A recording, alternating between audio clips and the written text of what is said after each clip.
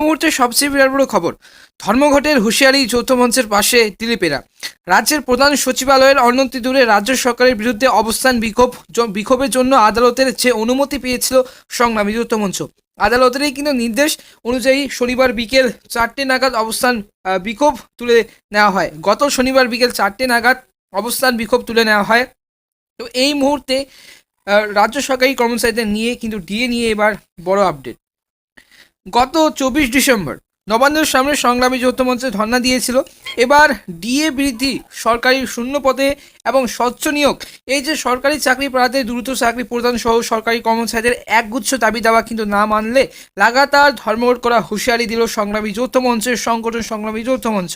জানুয়ারি মাসে শুধু লাগাতার ধর্মঘটই নয়, নবান্নের সামনে বাস স্ট্যান্ড আমরণ অনশন করার হুমকিও দিলেন কিন্তু রাজ্য সরকারি কর্মচারীরা। এবং যতক্ষণ না পর্যন্ত ডিএ দিচ্ছে রাজ্য সরকার এবং মুখ্যমন্ত্রী মমতা বন্দ্যোপাধ্যায় ঘোষণা করছেন, ততক্ষণ পর্যন্ত তারা কিন্তু ধর্মঘট অনশন আমরণ চালিয়ে যাবে।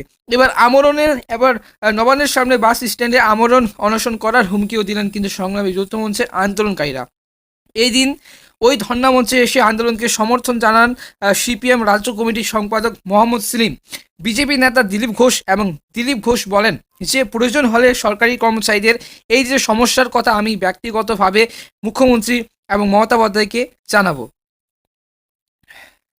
যাতে রাজ্য সরকার তাদের কর্মচারীদের দাবি দেওয়া এবং ডিএ 46% হারে ডিএ, কেন্দ্রীয় হারে ডিএ এবং মিটিয়ে দেয় এবং কর্মচারীদের কি দাবি দেওয়া দ্রুত মেনে নেয়।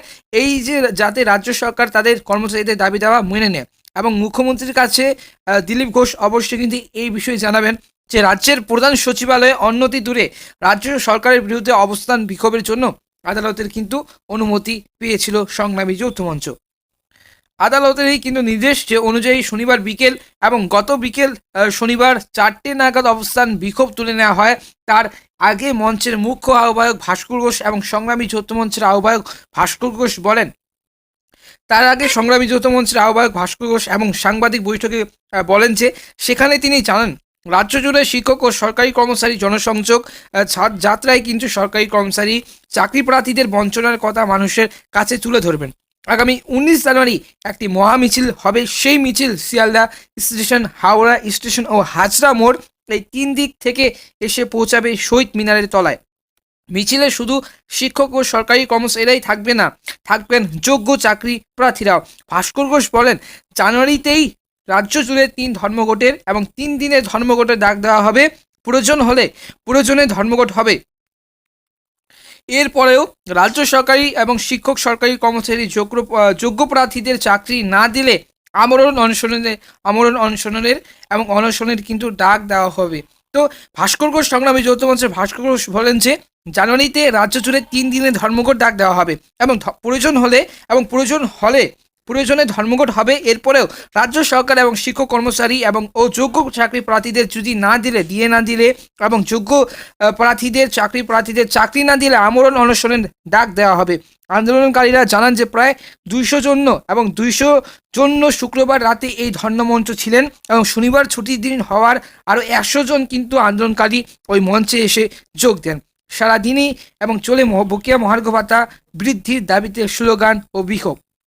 এবং গত ডিসেম্বর মাসে কিন্তু মাননীয় মুখ্যমন্ত্রী মমতা বন্দ্যোপাধ্যায় 4% হারে ডিএ ঘোষণা করেন। এবার মোট কিন্তু তারা পাবেন 10% হারে ডিএ এবং 36% হারে ডিএ কিন্তু এখনও বাকি রয়েছে।